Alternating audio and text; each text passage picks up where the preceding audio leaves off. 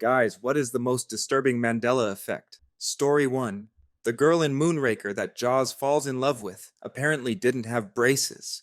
This is particularly weird for me, as I have a very clear memory of my mum saying something like, "They're well suited, as they both have metal teeth." When I first came across this Mandela effect, another poster had an almost identical memory of one of his parents saying, "That, what the heck? Why do I remember this scene so clearly with braces?" I just Googled and read about it, and they mentioned some people recall the girl having braces and thick black glasses, which is what I remember. Then I realized I may be mixing up the girl at the end of Better Off Dead, who had a similar scene with Ricky. And if you Google Better Off Dead Ricky girlfriend, you see her with thick black glasses and braces. Story 2. I can tell you a new one that is going to happen or is happening. Betty White died just before her 100th birthday. There is a magazine thought that went into print celebrating her 100th that you can find. They published the story before figuring she was going to make it. So people are going to miss remembering that she made it to 100 and point to that magazine as proof and claim the only reasonable explanation is different universes. Story 3. I don't know if this counts, since it's extremely limited, but my sister and I, with a many-year age gap, both swear our mom told us that our cousin had had part of his stomach removed. We mentioned it to her many years later and she denied it. Checked with my cousin who also confirmed he had his entire stomach. No, mom wasn't pranking us and she wasn't delusional or anything. Story 4. The Simpsons began in 1987 as a cartoon short on The Tracy Ullman Show, a variety program on the Fox Broadcasting Company. Expanded to half an hour, it debuted as a Christmas special on December 17th, 1989, and then began airing regularly in January 1990. I remember a girl I was dating turned me on to The Simpsons sometime between 1982 and 1984. Story 5, besides C3P0 having one gold and one silver leg instead of all gold, toys were also sold as All Golf 3P0. Bible versus changing. Two common quotes that do not exist but usually get remembered are, "The lion shall lie with the lamb. It's now the wolf not lion" in the book of Isaiah. You can find many paintings of lions with lambs depicting the quote, which is odd if it was never written that way. Consider the sparrows, found in the Gospels, is now considered the ravens. Not only a completely different implication between using raven over sparrow, but also sparrows is used in a hymn or two, so it doesn't make sense to write a song based on a passage that doesn't exist. I believe there are a few groups' websites that collect Bible verse changes due to the Mandela effect. Makes sense because it's one of the few books people take time to memorize. Personal opinion, as you get nearer to a singularity, apocalypse, etc., I would expect branching timelines to reconvene, thus explaining the effect. Story 6. We now have bones behind our eyes. Also, the creation of Adam painting has God's and man's fingers now on the same level. This would have been seen as heresy, but is apparently totally fine in this reality. If there is an intentional meaning behind this change, it is jarring and frightening. Similarly, E.T. now points to Elliot's head rather than heart, which also seems to carry a deeper meaning. Story 7. I have a family-related one for you. We've been on the same internet plan for probably 10 years now, or close to it. We've never had big issues or anything with it, and it's fiber, which is hard to find in our area. Since we've had it so long, I had committed the password and name to memory for family visiting and whatnot. Kids got some new devices for Christmas, and after all the festivities, I was helping the kids set up Wi-Fi on the Quest VR, and when I pulled up the menu, I didn't see our Wi-Fi name. Pulled goggles off and looked at the router as it's in our living room, all lights on and everything showing. It was working correctly. Well, I exclaimed about how the name and password wasn't showing up, and our 19-year-old said he had a picture of the name and password on his phone. Name and password tilde, completely tilde different from the old one. I have never called and complained about the internet, and especially have never had the router replaced. Our oldest, which is 25, even has a picture of the old router name and password. So somebody either snuck in the house and only changed our router, or some crazy Mandela crap happened. Story 8. Mandela affected my whole family once.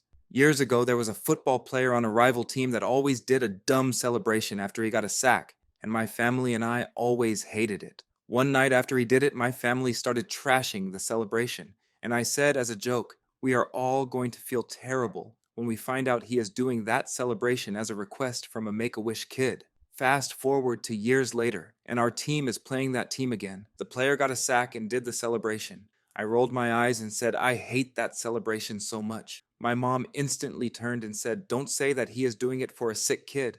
I actually like it. So I was like, what? No, there is no sick kid. My whole family then proceeded to argue with me. They all vividly remembered reading articles about it, seeing special report segments before games about it, and other information. Some of them even thought they knew the disease the kid had, and even extra details about why the kid chose that specific celebration. They all had these shared memories that they were sure were true. I was floored by all this, and insisted none of that was true. So we looked it up. Not true.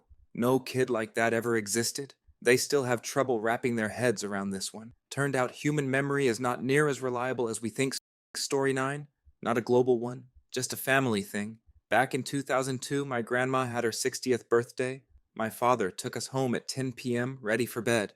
We, me and brother, were 12 and 14 at this time. All went well. Over the years, a story was made up that we went missing after visiting the local playground after dinner at said grandma's birthday party. Some neighbors helped to search us. The whole train of missing children in a small village. Then, fun fact, we never went missing. Dad brought us home, put on a Toy Story on TV, and left. My brother and I first heard about this in 2015 from different people on different occasions. Ah, you're one of the missing boys. I first thought they were mocking me for a different event. I got lost, but it was 2013. Alcohol inflicted, different story. But then, they all tell us the same story about us going missing. And the stories are damn close to true. In every story, my mum is driving around the same neighbors to different locations to search old vineyard, old mill, etc. Sometimes I think I got lost in the most brutal way. I was lost and changed this plane of existence with another one. It sometimes made me think about my whole life. Story 10. Just reminded of this one today. When I got a job in a different city, the very first day on the job, the very first day in a new city, I had no idea what to do for lunch, except that I knew I wanted to go out and see what the new city had to offer. Driving along, I saw a big boy statue, a cartoon boy holding a big burger over his head.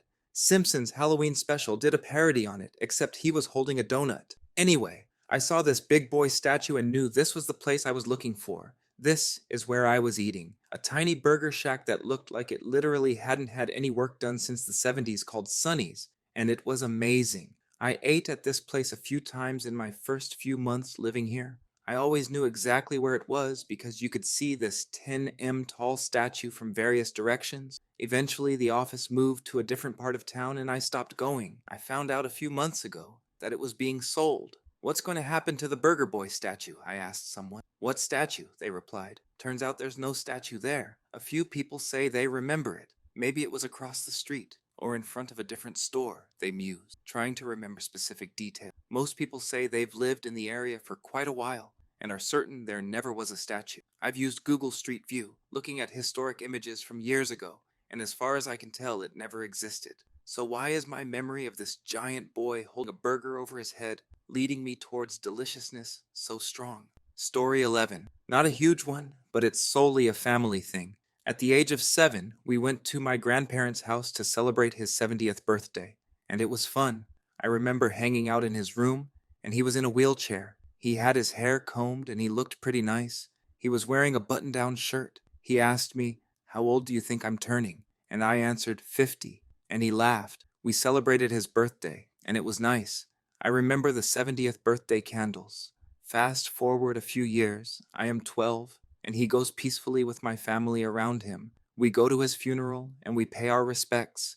We all cried for my grandpa who died at the age of 69, 5 years and a few months after his 70th birthday. Story 12.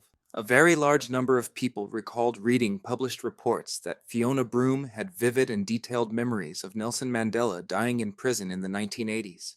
Some noted that a smaller group of researchers later showed that there were no such reports, as they distinctly documented searching for such reports to no avail, and hence concluded there is no supposed Mandela effect. These researchers were faithfully quoted, but the truth is that this latter group of researchers never even existed. The Broome memories did indeed show that a Mandela effect exists. I took a politics class in the late 1980s, around the time of the fall of the Soviet Union, as well as a number of other major civil upheavals in the world. It was an interesting time to take a politics class, for sure.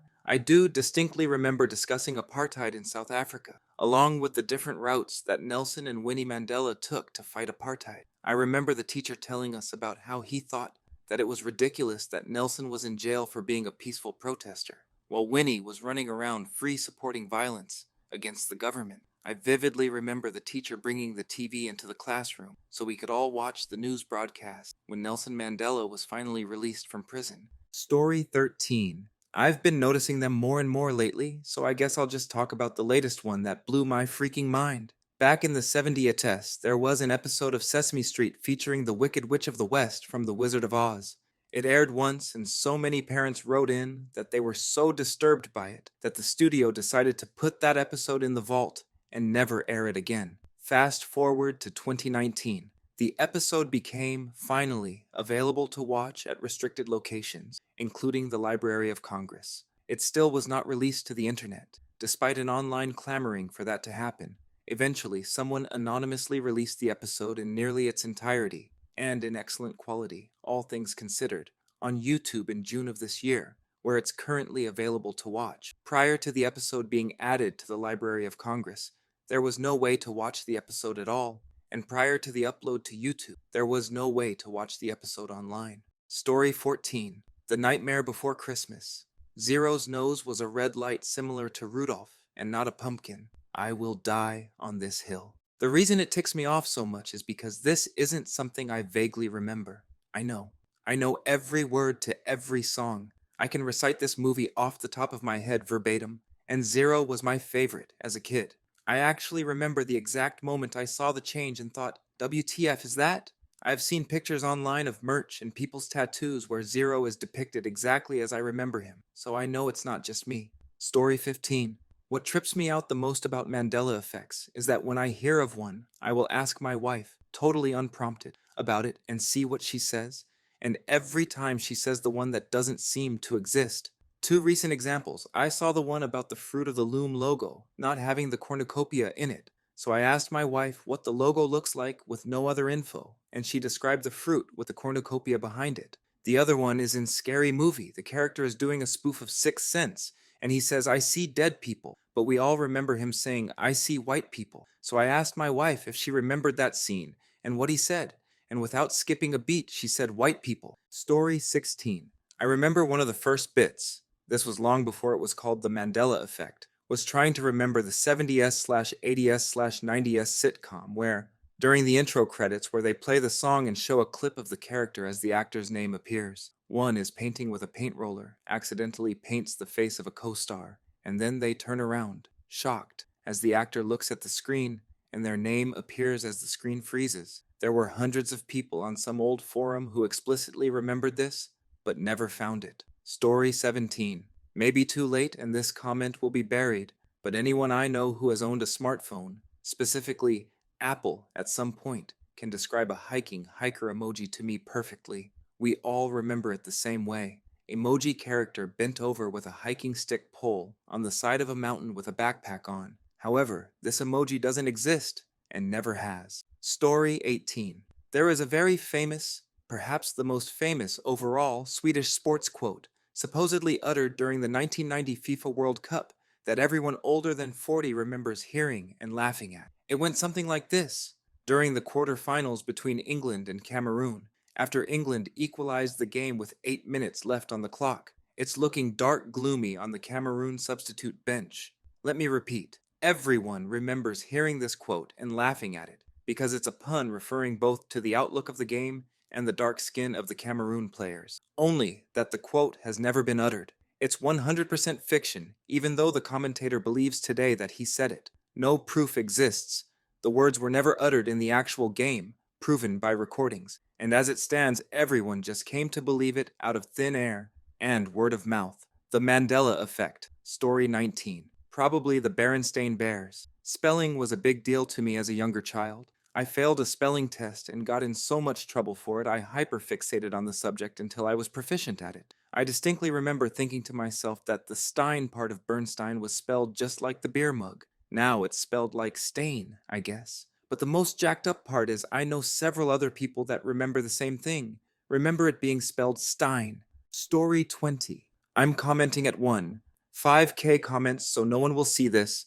But honestly, the most disturbing Mandela effects are the ones personal only to me or my core family. Like when we all remember the same event but with major differences. Or one family member remembers it completely differently, but the rest of us remember it the same. Two specific instances are of my dad, brother, and I, all remembering each of us getting a long, massive cut on the bottom of our foot, but we all only remember ourselves getting it and no one else. X. Dad says he's the one who got it. I'm convinced I'm the one who got it. Brother says he's the one who got it, but none of us remember the other getting it. Mom was the tiebreaker, but she's convinced we'll all got cuts at the same time, and it sticks out to her because it was on the same foot for each of us too, and all in a similar way, though our memories for how we got our cuts are different from hers, so that's also weird. The second instance is about a gas station around the corner of our house.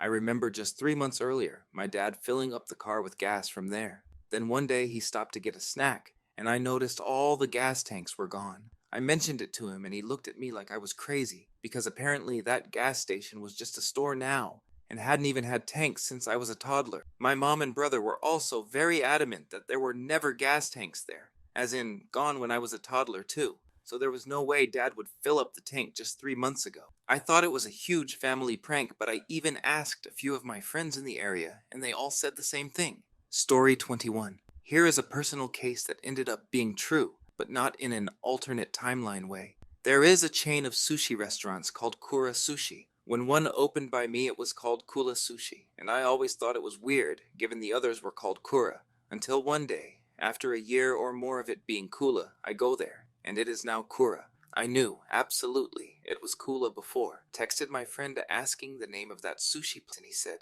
"You mean Kura Sushi?" I'm slightly freaking out until he texts again. It used to be Kula, but now it is Kura. Pretty sure the US-based person heard a Japanese person say Kura and just thought, oh, they must be saying Kula, until the Japanese corporate side took notice that was wrong. Story 22. In my town, kids go from 1st to 5th grade at our local school. At 6th to 9th grade, we change schools because we don't have enough rooms.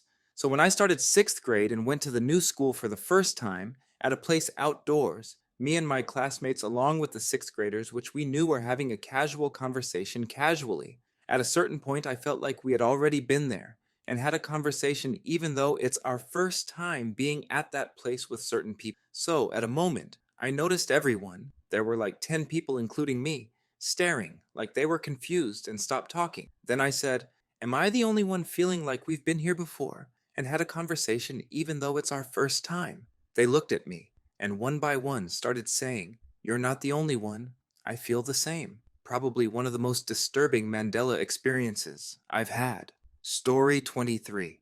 In my country, we have a regional Mandela effect about the 11th of September. 2001 terrorist attacks news interrupting some Dragon Ball Z episode in a famous open TV channel. The ME was so strong that I really believed that, and I even had fake memories about it, until I talked with my mom about it, and she said that we were watching a 24H news channel on cable TV. She had a surgery one day before the Twin Towers destruction, so she was watching news trying to relax, and then the TV schedule was suddenly paused to show the WTC footage. Kinda weird. Story 24. My parents were very involved parents. Always knew what was happening with me and my brothers while we were kids.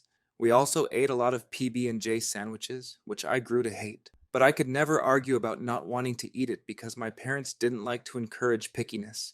Once I moved out, I declared myself allergic to peanuts to anyone I met going forward, if the subject of food allergies came up, simply because I didn't want to have to argue about eating or being around peanuts. Well, somehow, word got back to my parents, so that the next time I went to visit them, my dad goes, "Oh shoot, sorry I didn't get a chance to get the peanut butter out of the house before you got here. Careful with that pantry." Yeah, so somehow the parents who raised me managed to convince me that I have a peanut allergy from a lie not even told to them. Story 25. Fasting. I don't know if I woke up in a different universe or not, but in the universe I grew up in, back in the 2000s, skipping meals was the fastest way to lose all your energy, cripple your daily performance, and destroy your metabolism. It was widely regarded by everyone to be the stupidest way to lose weight, because you would instantly gain back all the weight you lost once you started eating again, meaning you sacrificed your health for nothing. I feel like someone changed the world's rules, because fasting is now one of the best ways to lose, keep weight off, gain your health back, and even slow reverse aging. I tried intermittent fasting and thought I was going to be too sluggish and tired to work the next day. But magically enough, I had more than it, and I still felt nutritionally satisfied when I haven't even eaten food in 20+ hours. It doesn't give brain fog anymore. No, in fact, quite the opposite. It makes your brain finally work on all cylinders, and you feel a new level of wakefulness when you've been fasting. This was such a complete 180 of what I used to believe when I grew up, that I honestly refuse to believe that it's always been like this, that the rules got changed recently without anyone knowing.